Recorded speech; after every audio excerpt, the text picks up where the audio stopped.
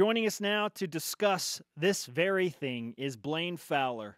Blaine, welcome back. I feel like I just saw you and spent like 5 days with you in Southern California. Yeah, we were like, Spencer and I were like 14 to 15 hour a day guys for the last 4 days. I'm glad that someone could substitute for me. Yeah, I know, and he kept like missing you. He was like, you know what? You're okay, Blaine, but you're not. You're no Jerem Jordan. He would say that. He said, "You're no Jerem Jordan." Several times he said that. You make more and you're better company. Yes, I said that as we were eating delicious ice cream at Pacific Beach, watching the sunset go down, drowning our sorrows in that beach. Humble brag, yellow card. So look, what's Spencer looking at right here? I don't know. But he's looking into the future. So we had his destiny. We had two options after that game. We're just like, man, most people would go get drunk right now because that was so bad. And they were like, but we don't do that. So since we don't do that, what's our next option? Let's just go drown our sorrows in ice cream. So we went to Pacific Beach, and I got to say that sunset kind of lifted our spirits a little bit. Absolutely it did. It was unbelievable. Someone tweeted in and said, Spencer's still looking for BYU basketball to make a shot. He's searching for a three. And by the way, Brenda gets photo cred for that. Brenda Spencer and I just didn't go on a date to Pacific Beach. Brenda went with us. Brenda went with us. You've been on lots of dates with Dave, though. Oh, yeah, I have. I have. But Brenda was with us. So it's cool. I was happy to be the third wheel. I was happy to be the third wheel. It was fun. Yeah. Other than the games, the trip was fun. Well, the first game was fun. Just ending the losing streak at Pepperdine, Thursday night was End the losing streak. It's always great to go into overtime with a 300-plus RPI team. No, I know. No, it was fun, though. Hey, all we're looking for is an exciting game. It was fun. True. It was fun. It's better than the game I called. Women's against Pepperdine, like a 30-plus point blowout the whole time. You're right. Shout out to Paige Fesky. Hey, Blaine. Yes. Our audience like, who's Paige Fesky? 2 games left. Yeah. At Portland, home to Gonzaga, who is up to number 6 in the national rankings now. Our Twitter question today deals with confidence points. Which game are you more confident BYU will win? On the road, where they have struggled, or at home in a good matchup against Gonzaga? Well, remember, Portland's got a 7-footer in the middle. Hartwich, who leads the league in blocks and gives Yoli a little bit of trouble, but that doesn't matter. BYU, I'm still more. I just hey, that was a tease, but yeah, they should be fine with Portland on the road and Gonzaga at home. I mean, they're playing really well. The Zags are playing well. I think Jarrett was talking about the fact that matchup wise, Gonzaga. The reason BYU plays well against them is the Zags don't take BYU out of their comfort zone and make them play in a way that they're not used to playing. Do you know what I mean? So they play a similar style. They do similar things. So BYU's comfortable with them. And that's why they kind of stay close. That's why they've beaten them up there. Gonzaga's to the point with that program that they're so good that they don't go, oh, man, we need to really change our game plan for this team or that team. They come in and say, we're going to play our game. We're going to do what we do.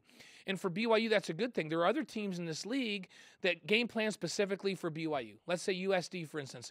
We're going to make guys that shouldn't be shooting threes shoot threes. We'll leave those guys open, and we'll double dog dare them to take threes. And we won't let the guys that are good three-point shooters ever have a decent look. And that's what they do. So they game planned really, really well. And BYU took bad shots down the stretch in that game, and it cost them the game. The Zags don't do – the Zags just say, hey, let's just go play. We're good enough to beat you. Back in the old days when we would play teams like UCLA and Wisconsin and Michigan and these schools, we would notice on film, we'd go, man, they're pretty basic with what they do. Because they would just say, we're better than the teams we're playing. We're going to play basic. We don't need to do things that confuse them. We'll just beat them straight up. We loved playing those teams. And that's why I think BYU loves playing Gonzaga, because they run their stuff. And BYU matches up okay with Zags. Having said that, they're playing really well right now. So I'm more confident that they beat Portland on the road than the Zags at home. Yes, you have sanity. Yes, thank you. Wait, what? Thank you. The genesis of our question of the day, which seems somewhat silly, is based on the fact that BYU's really struggled on the road in WCC play. In non-conference, BYU was really good on the road. Beat UVU, Utah State, Princeton. Why the difference in conference with this team, in your opinion? So part of it, you guys talked about, are the guys tired? And part of it is not the physical grind. And, you know, that. But I think more the mental grind of a season. Early on, they were all, hey, we're buying in, we're making the extra pass, we're doing these things on the road, this is what we have to do to win. When you get mentally fatigued and you're on the road, sometimes there's execution lapses that I'm seeing on the road. I saw that down the stretch, offensively and defensively, against USD, where they they needed to make one more pass or even two more passes. They took shots early in the shot clock down the stretch when Spencer and I would just look at each other and go, wow, that wasn't a good shot. And they had plenty of time left on the shot clock. And so I think the mental fatigue has gotten to them a little bit. They got to get their minds right over this weekend now, and they've got to execute because they're not good enough right now, even against the mid to lower tier teams in this league, to just have mental lapses and not execute perfectly down the stretch. They have to do that to win. And when they do that, they're good enough to play with anybody, including St. Mary's and Gonzaga. When they're executing really well and they're taking good shots and they're doing what they've been coached to do, they can stick with anybody. When they have those lapses, they can get beat by anybody. Blaine Fowler with us on BYU Sports Nation, dual threat analyst. Blaine, you watched closely over the last two games while we were in Southern California.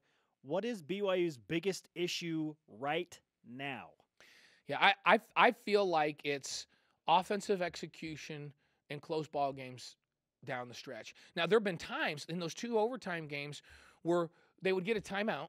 They'd come out of the timeout. They'd start the ball on the left. The ball would come to Eli off of a screen, and then he would be the decision maker. He would either take it to the hole, get fouled, and score, or he would read the defense and kick it to an open. That was good execution when they did that. Other times, we see him dribble down, come off of a screen, and shoot a three early in the shot clock, and you just go, what in the world was that right there? And so to me, it's the mental toughness to execute every single possession down the stretch in a close ball game. That's what St. Mary's does. St. Mary's, and remember, they're a much more veteran team than BYU. Those guys have played together for multiple years. So they know who's supposed to take the shot, who's supposed to make the read, how they're going to attack this, where they're supposed to be in the floor. All of those things they know what's supposed to be going on down the stretch. That's the difference between a veteran team and a team that still seems to be struggling with youth. Now, I would expect that BYU, at this point in the season, would be like Gonzaga, where they've been together long enough that they shouldn't be rookies. But remember, the Zags run the same system they've run for 10 years. So it's new players that they plugged in this year, but running the same thing they've always run. BYU, it's complicated because it's new faces. I mean, Yoli was a role player last year. And Eli sat out half the season with an injury. He wasn't the focal point of what they were doing last year. Nick Emery was in there last year. Mika was in. So these are new faces and a brand new offense and defense. So it's two factors that they're trying to get. And to me, as I sit back and evaluate it, I go, okay, I give them a little bit of slack that they're still late in the season. They don't seem veteran because it's new faces and new system. So now, if they don't make significant progress next year, where they'll have the same system and the same faces, then I'm going to be down. I'm going to be down about it. Right now, I'm okay with a little bit of inconsistency because usually you don't change two things all at once. One thing I'm not okay with is that, listen, BYU's, unless they make this incredible run in Vegas and beat two top 25 teams in St. Mary's and Gonzaga, they're going to go to the NIT for the third year. My issue isn't the NIT per se. It's that BYU hasn't sniffed the tournament the last 2 years. Mm-hmm. And to me, it's because of these non-St. Zaga losses. Why are these still piling up to the amount of 3 per year, in your opinion? I think it comes back to the thing we talked about at the very, very beginning. You go on the road here, and everybody talks about, in the Mountain West, they had these huge, they're playing in New Mexico in front of 17,000 hostile fans. How could they win down there? Well, they didn't win down there sometimes. But in that league, you could have 4 losses and still compete for a league championship. And at the time, that league was sending 2, 3, 4 teams to the NCAA tournament. And so they go in these gyms. And Spencer, you and I talked about this when we got to Pepperdine. Why does Pepperdine always play so well against BYU? Well, it's because BYU fans outnumber Pepperdine fans 4 or 5 to 1 in their own gym.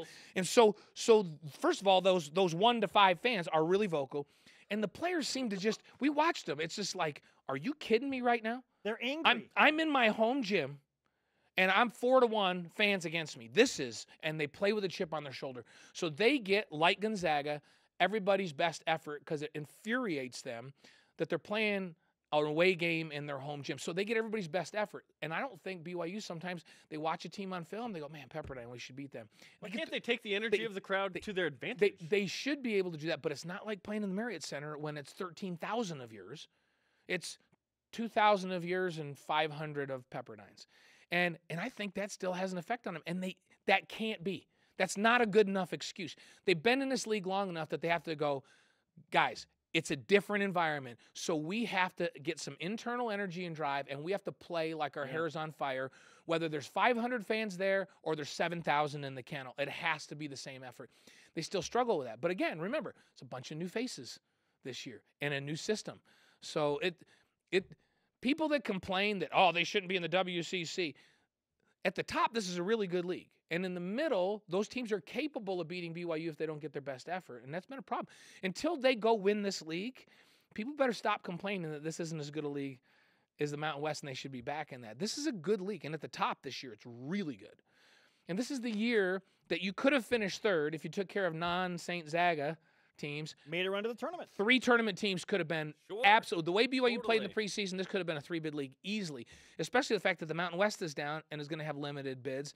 The A10 is down, is going to have limited bids. So there were some bids out there. Pac-12's down. Yeah, Pac-12. So there were bids out there this year if they took care of non-St. Zaga, but they fell into the same trap. Thanks for embracing the phrase. They fell into the same trap this year. Yeah.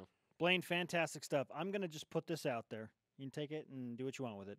If BYU beats Gonzaga on Saturday night, I will happily treat you and Brenda to ice cream of your choice as we celebrate a win over a top 10 So this won't be team. drowning our sorrow in ice cream.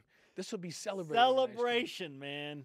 Can milkshakes count? Absolutely. Okay, I got an idea where we're going. Absolutely. I got an idea. You want to get in on that, Jerem? I do now. I was waiting for the invite. I will be busy calling the men's volleyball match against Stanford, but After they beat Stanford. So if BYU wins in 3, let's go at 9:40. Okay, sounds good. Sounds good. All right, make the plan, Blaine. We got it. Great stuff.